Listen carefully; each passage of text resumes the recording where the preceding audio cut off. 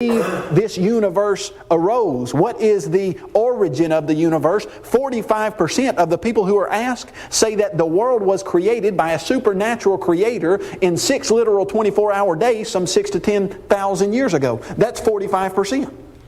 Another 38 to 40% believe that God started the process and that there was and is a supernatural creator involved at least in the beginning. That's somewhere around 82 to 84 or 5% of the people who are asked believe that there is and was a God who was responsible for what is going on in this universe.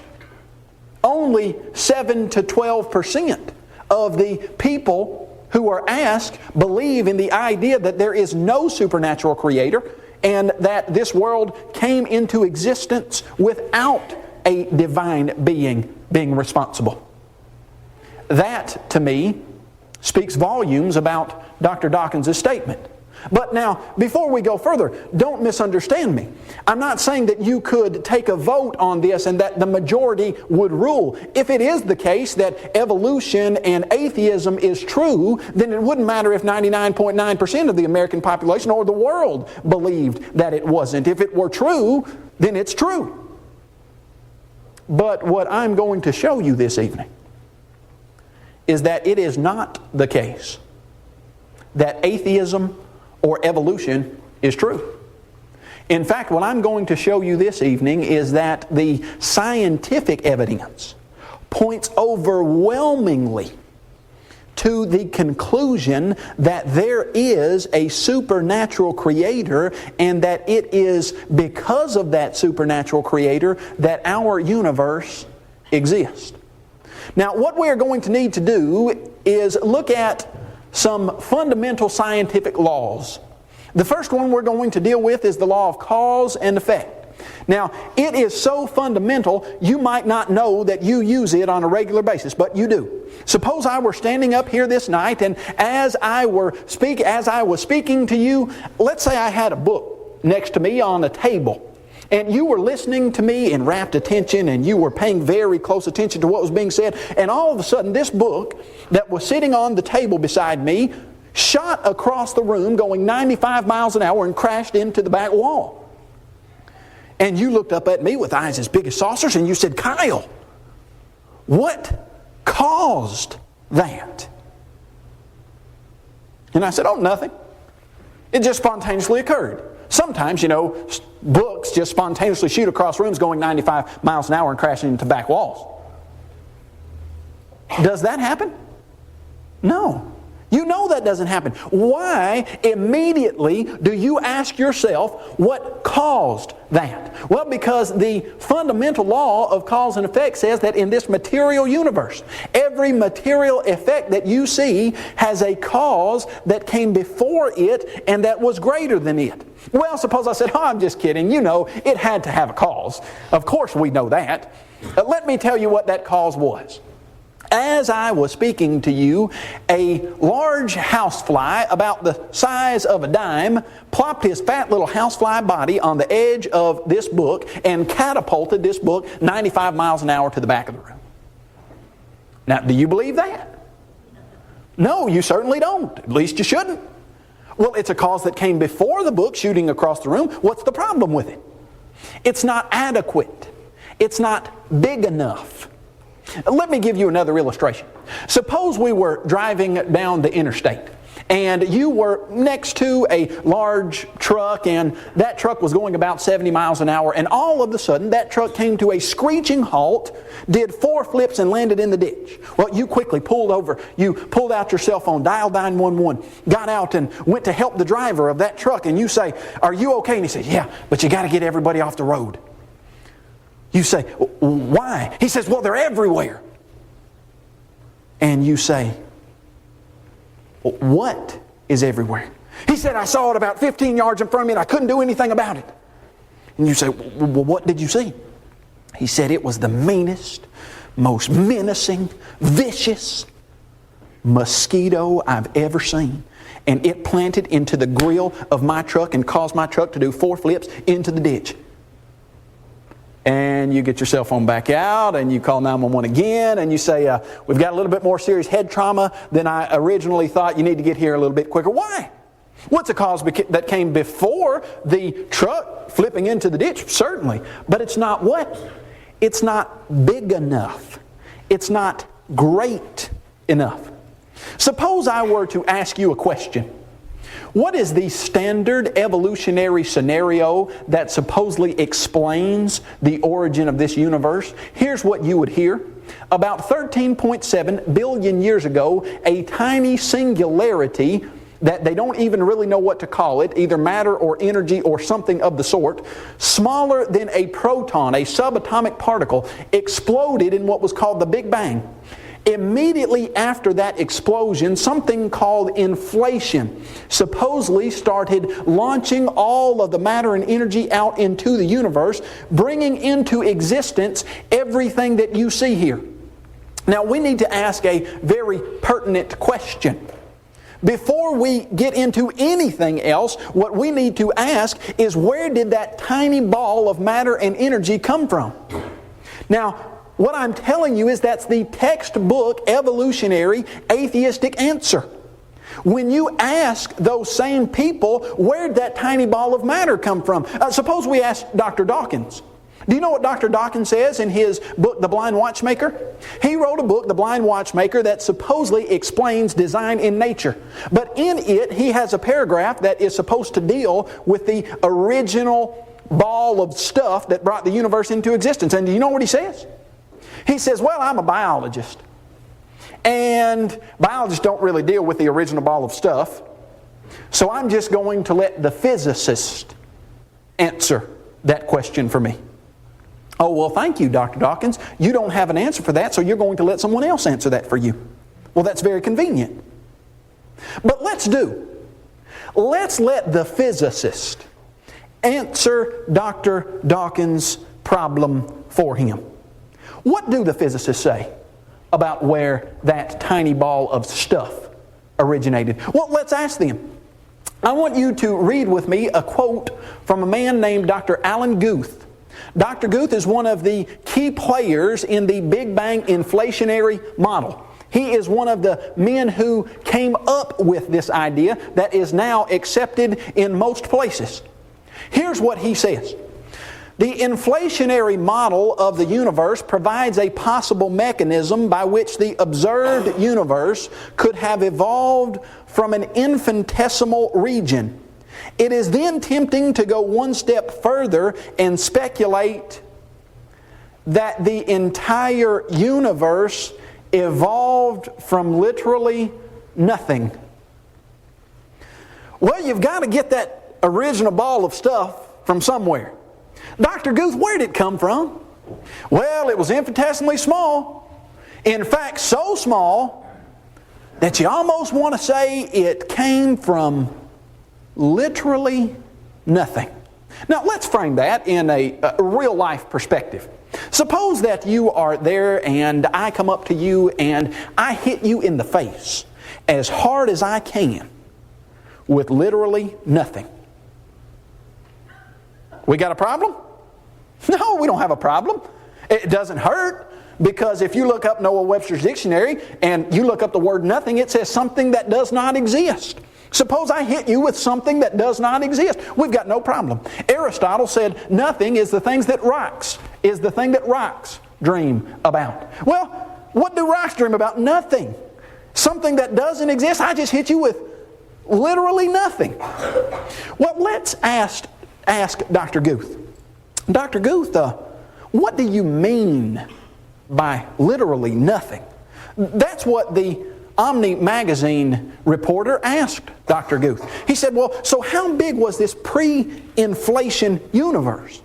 This infinitesimally small region that you just suggested came from literally nothing. He said, well, it's amazingly small. Well, thank you, Dr. Guth. I should think so if it came from literally nothing. But watch what he says. Well, only about 10 to the minus 24 centimeters across, smaller than a proton, and also amazing, it would have only weighed about 25 pounds. If I hit you in the face with literally nothing, we've got no problem. If I come up and hit you in the face with something I call nothing, but it weighs 25 pounds, do we have a problem now? You bet we do. You know, Abraham Lincoln once said, if you call a dog's tail a leg, how many legs does a dog have?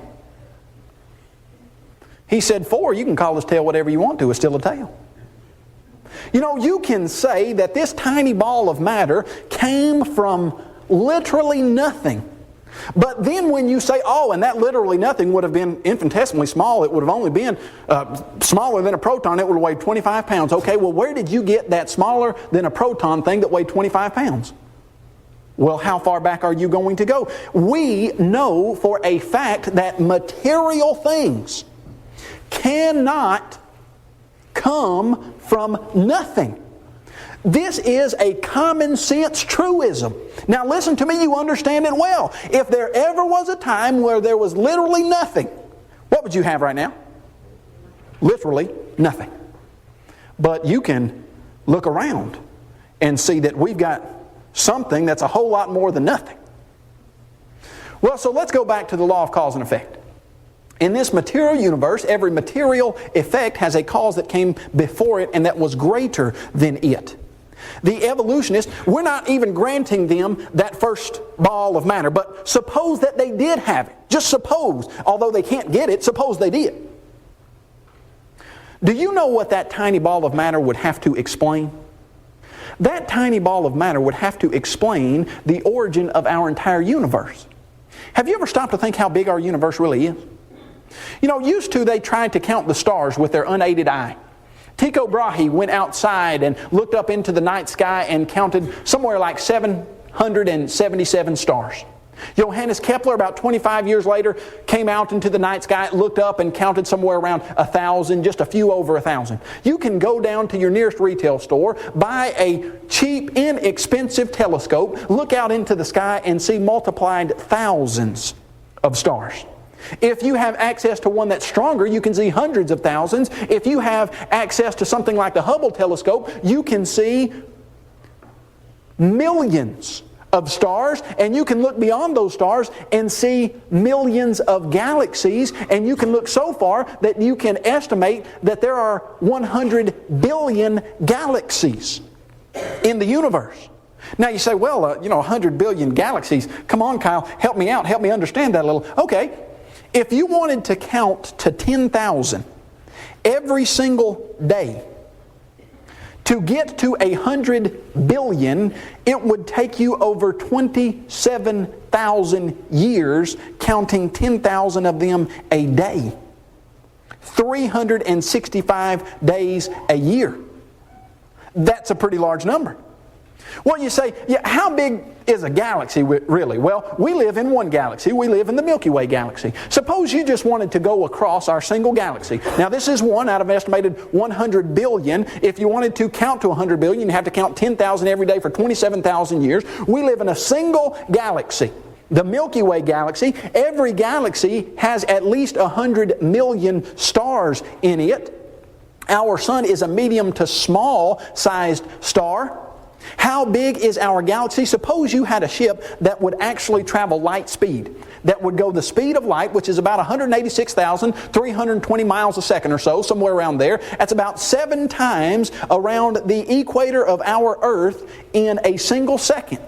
Suppose we had a ship like that and you wanted to start on this end of the galaxy and you wanted to go just across our one galaxy out of an estimated 100 billion. And you started the speed of light. We go every single year traveling the speed of light about 586 quadrillion miles, somewhere around there, I think. And we go for how long to get across one galaxy? 10 years? 100 years? 1,000 years? 50,000 years? No. 100,000 years traveling the speed of light to get across one galaxy. If you wanted to try to get to our near neighbor, the Andromeda Galaxy, which is one of our nearest neighboring galaxies, it would take you 750,000 years traveling the speed of light to get to one of our nearest neighboring galaxies, and that's 2 galaxies out of an estimated 100 billion. If you wanted to travel across our entire universe, it would take you 20 billion light years. We estimate, because we certainly can't look all the way across it. And how are we told that this huge, vast universe came into existence? A tiny ball of matter smaller than a proton, 10 to the negative 24 centimeters across, that weighed 25 pounds of matter. When you ask anybody who suggests that idea, have you ever seen any matter or energy that could do that? No, we've never seen it. You ever seen an explosion that could? No, I've never seen anything like that. Well, what is the scientific evidence that urges you, that pushes you, that constrains you to believe in a Big Bang? Well, let's ask them. Let's ask the cosmologists, the people who suggest this Big Bang and inflationary model. Let's see what they say. I want you to look at the cover of this particular New Scientist magazine. Dr. Peter Coles wrote the cover story for this particular issue. Let me introduce you a little bit better to Dr. Peter Coles. Dr. Peter Coles is the professor of astrophysics at Nottingham University in the United Kingdom. Dr. Peter Coles has written several books, including From Cosmos to Chaos and the science textbook Cosmology. Now, when you ask who writes the books on this stuff, Dr. Peter Coles is it. He writes the book. Well, continue with me. Dr. Peter Coles has written over 100 technical articles on the Big Bang in periodicals such as Nature and Astronomy and Geophysics. He has been invited to lecture at the Oxford Astrophysics seminars. He has an undergraduate degree from Cambridge University and a PhD from the University of Sussex. Now, folks, this is not Kyle Butt's opinion on the idea of the Big Bang and the inflationary model. This is the statements, these are the statements that are made in Dr. Peter Coles' cover story of the New Scientist magazine. Well, Dr. Coles, what overwhelming evidence drives you, forces you to believe in the Big Bang? Well, let's see what he says. He says, inflation puts the bang in the Big Bang. Now, that's the title of his article. What put the bang in the Big Bang? What's responsible for everything you see? He says inflation did it. But now watch what he says about inflation. He says, well, there's very little direct evidence that inflation actually took place. He said, in fact, we still don't know what would have caused it if it did. So how confident can we be that inflation is really a part of the universe's history? Now hold on, Dr. Coles. You said that inflation put the bang in the Big Bang. But then he said, well, we just really don't have much direct evidence that inflation actually occurred. And you wonder how confident we can be that it really did occur. But then he goes on to say, Alan Guth cannot prove that this inflation actually happened, nor can he suggest a compelling physical reason why it should have. Within just a few years, inflation had become an indispensable part of cosmological theory. The only problem was there wasn't a shred of evidence that inflation actually happened.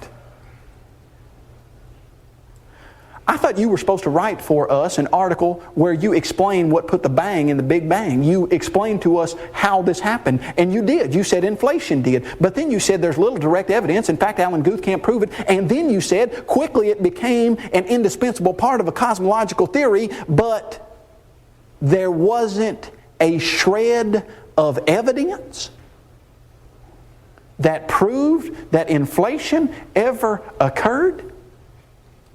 Are you starting to see what's happening here? Richard Dawkins says, go to the physicists. They'll tell you. The physicists say, well, inflation put the bang in the Big Bang. It's got to be inflation. Well, can you prove to us inflation occurred? Well, no, there's really little direct evidence. In fact, there's not a shred of it. Continue with me. We don't know for sure if inflation happened. And we are certainly a long way from being able to identify the inflation. In a way, we are still as confused as ever about how the universe began, but perhaps now we are confused on a higher level and for better reasons. You know what I think a more appropriate title would have been for that article? Confusion taken to a higher level. because he admits we don't have a clue how the Big Bang could have, if it did take place, and what we say put the bang in it, we don't have it. Now listen to me. This is not Kyle Butt. This is Dr. Peter Coles with a PhD in this. We don't have a shred of evidence. Not only do they not have a shred of evidence that would suggest that a person should believe in the Big Bang or in atheistic evolution, there's overwhelming, compelling evidence against such. You see, because everybody recognizes that sooner or later you have to get back to a first cause. But you know what they know? They know that it cannot be a material cause. Because they have studied matter and energy so much, they know that it had to have a cause. It couldn't have come from nothing, but whatever caused it can't be matter. What did cause it? What could be a cause that came before this material universe that was bigger than this material universe? I think you well know. In the beginning, God. How do you describe God? The Bible suggests to us that God is all-powerful, almighty. That would take care of the criterion that He is big enough. The Bible also describes for us a God that is from everlasting to everlasting to take care of the criterion that He is before this material universe. The only logical, reasonable explanation to this universe is that the first cause is God. Well, someone will say, yeah, but the law of cause and effect says that for every material effect you have to have a cause that came before it. What cause came before God?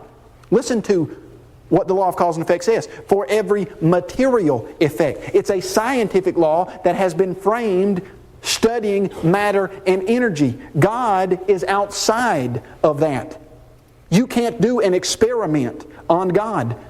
And every philosopher understands that an infinite regress is not an adequate answer. There has to be a first cause, and it cannot be material. What is it? God.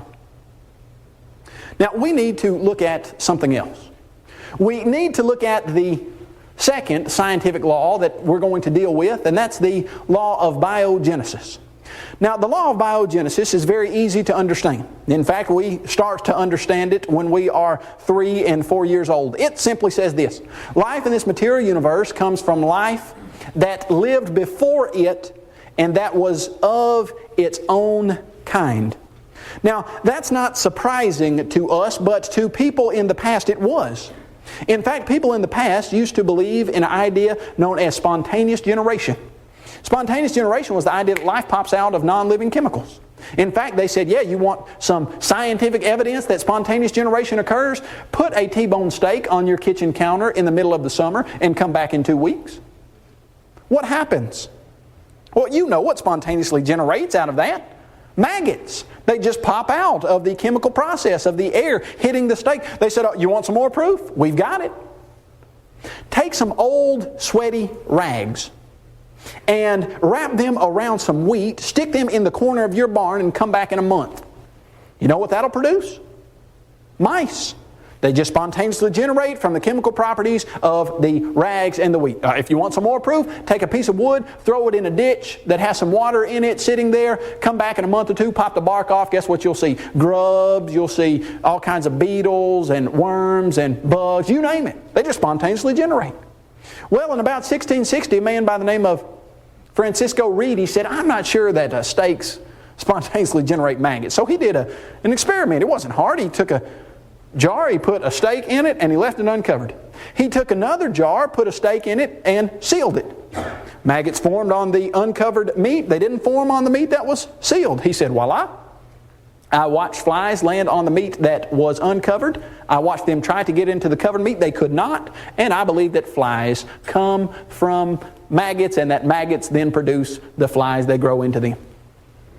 Well, they said, oh no, your experiment's all wrong, see. Spontaneous generation occurs because the air gets into the meat and it's part of the chemical process. He said, okay, I'm going to add another element to this particular experiment. One jar left totally unsealed. Another jar he sealed hermetically, airtight, so nothing could get in. And the third jar, or group of jars, he covered with a gauze-type netting. And then he watched as flies landed on the uncovered meat, maggots formed. They tried to get in the totally sealed meat, no maggots formed. They tried to get in the netted meat, and maggots did form, but not on the meat, on the galls. And he said, there you go. Flies produce maggots. They said, all right. That's true. You're right. Now they said, do you believe that things don't spontaneously generate? He said, no, I just believe that maggots come from flies. I believe other things could spontaneously generate.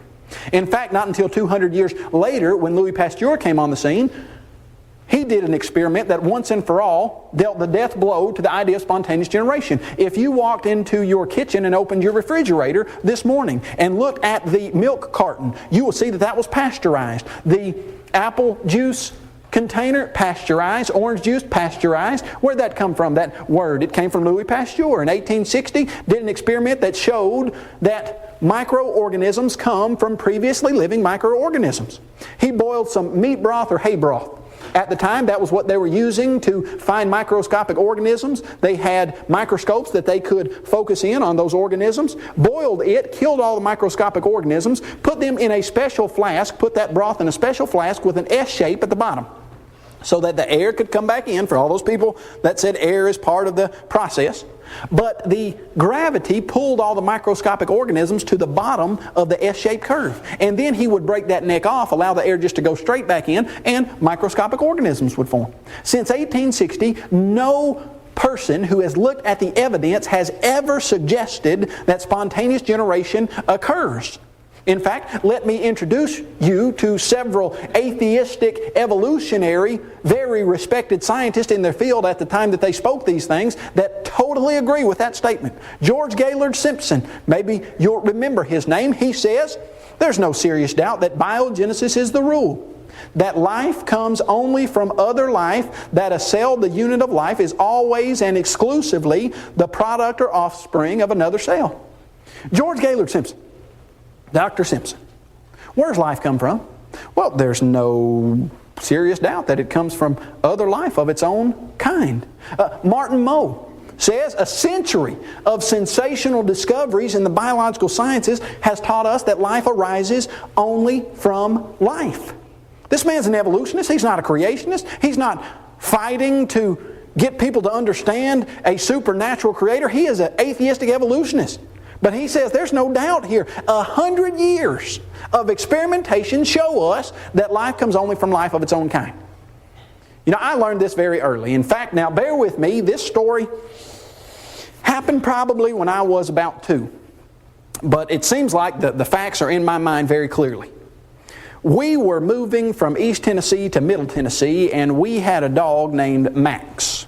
Her real name was Maxine, but we shortened it to Max for short, and she was in the family way, and she was going to have babies. And we brought her along on our trip, and she was getting very close to having those babies, so we put her in a bathtub. And the next morning, when we woke up, we went into that bathtub, and we looked, and there were 8 of the most beautiful baby hippopotamuses you have ever seen. You believe that? Well, if you do, I've got some oceanfront property in Arizona. Throw in the Golden Gate for you. Why? Now, let me ask you a question. Almost in all seriousness, you weren't there. You weren't there when that dog gave birth to whatever babies it had. Why would you not think ever that dog gave birth to baby hippopotamuses? Well, what if I changed it to she gave birth to 8 of the most beautiful half dog, half baby hippopotamuses that you've ever seen? Would you buy that either? No. You know as well as any 5-year-old knows that a dog gives birth to puppies. A cat gives birth to kittens. A giraffe gives birth to baby giraffes. An elephant gives birth to baby elephants. You know that. It's the fundamental biological law. Everybody knows it. Do you know what evolution says? That sometime in the distant past, life had to spontaneously generate from non-living chemicals. Standard evolutionary theory on this, 4.7 billion years ago, a warm chemical soup was on the face of the earth. Somehow a lightning-like energy source struck that warm chemical soup and caused the first building blocks of life to get together and form a single-celled living organism. Over multiplied millions of years of chance happenings, random processes, that single-celled living organism evolved into the complex organism that you see standing up here talking to you. Not only does evolution suggest that things spontaneously generated, but then it breaks the law of biogenesis again and suggests that multiplied thousands or millions of times, something had to give rise to something not of its kind, of some other kind. Let me introduce you to a man by the name of Professor Robert Hazen. Professor Hazen, I'm going to give you his credentials. Bachelor's and master's degree in geology from MIT, PhD in earth science from Harvard, research scientist at the Carnegie Institution of the Washington Geophysical Laboratory. He's authored 250 articles and 19 books. Received a fellowship in the American Association for the Advancement of Science, one of the highest honors that a scientist can achieve in the United States of America.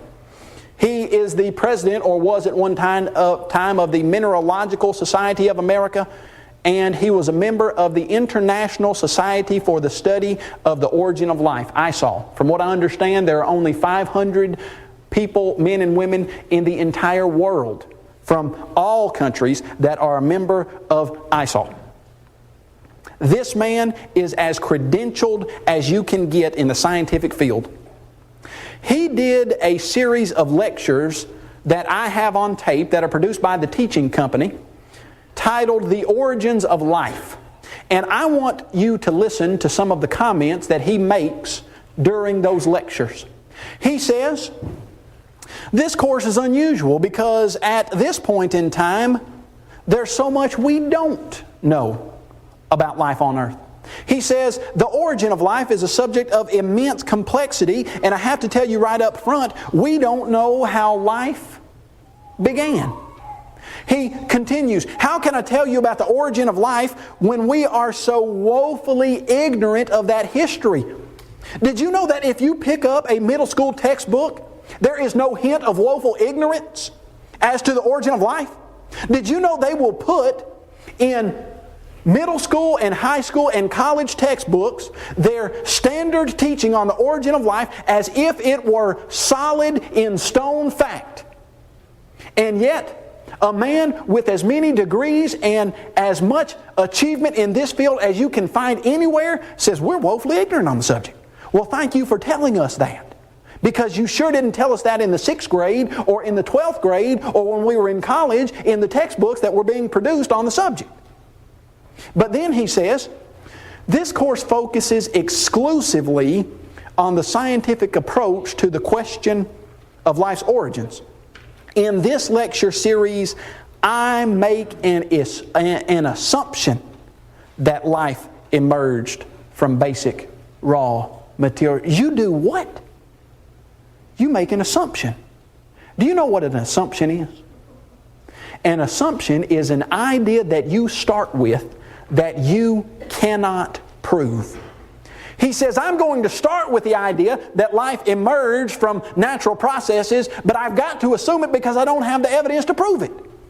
You know, using that type of thinking, we could just make an assumption that God exists and that there is a supernatural creator and that's the reason life is here. Do you think that would pass the evolutionary atheistic muster? Oh, it certainly would not. And the idea that there is a supernatural creator is far more than an assumption. But what Dr. Hazen has is only an assumption. Now continue with me. He says, even with this scientific approach, there's a possibility that we'll never know, in fact, that we can't know. It is possible that life emerged by an almost infinitely improbable sequence of difficult chemical reactions. If life is the result of this type of happening, then any scientific attempt to understand life's origin is doomed to failure. Oh, it might be that it didn't happen this way or that we can't study it. And if you're trying to do tests on it, you'll never get to an answer. You know what he says about that? He says, well, if this is the case, if it really did happen that way, then there's nothing you or I or anyone else could do to figure out how it happened. I must tell you, that's a depressing thought to someone like me who's devoted a decade to understanding the origin of life. You know, it might be that I'll never figure it out. It might be that you can't do a scientific experiment on it to figure it out. But you know what? That's really depressing to me because I've spent the last 10 years of my life studying this stuff, hours and hours on end. So, Dr. Hazen, so what do? Well, because that thought is so depressing to me, watch what he says. He says, well, I guess it's not too surprising then that virtually all origin of life researchers adopt the philosophical view that life is indeed a cosmic imperative. We trust that it's only a matter of time before we know how it happened. You know, it would depress me so bad to think that I might not ever arrive at the answer to the origin of life. I'm just going to assume that it happened, and so are the rest of my colleagues, just because we don't want to be depressed, and eventually we hope that we'll come in contact with this idea of how it happened, but right now we don't have a clue. Do you know what's interesting to me? What's interesting to me that not only does the Bible give you the perfect cause for life on this earth, in the beginning God, but in that first chapter of Genesis, on day 3, when God made the flowers, the grass, and the trees, He said, be fruitful and multiply after your own kind. And on day 5, when He made the birds and the fish, He said, be fruitful and multiply after your own kind. And on day 6, when He made the land animals and humans, be fruitful and multiply after your own kind. According to evolution, somewhere in the distant past, spontaneous generation had to occur, and that organism that originally spontaneously generated had to, over multiplied millions of years, turn into many different organisms not of its kind. But according to biblical creation, God laid down the law of biogenesis at the very beginning. Ladies and gentlemen, there are 2 ideas as to the origin of this universe. In the beginning was matter, which we know is scientifically untenable. The only logical, reasonable, honest answer to the origin of this universe and the origin of life in this universe is the simple statement made over 3,500 years ago. In the beginning, God. This is my Father's world.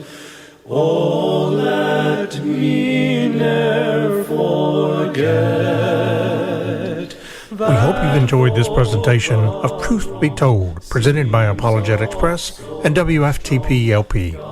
If you would like a DVD copy of this presentation, you can order it from the Apologetics Press website at www.apologeticspress.org or call 800-234-8558. Battle is not done.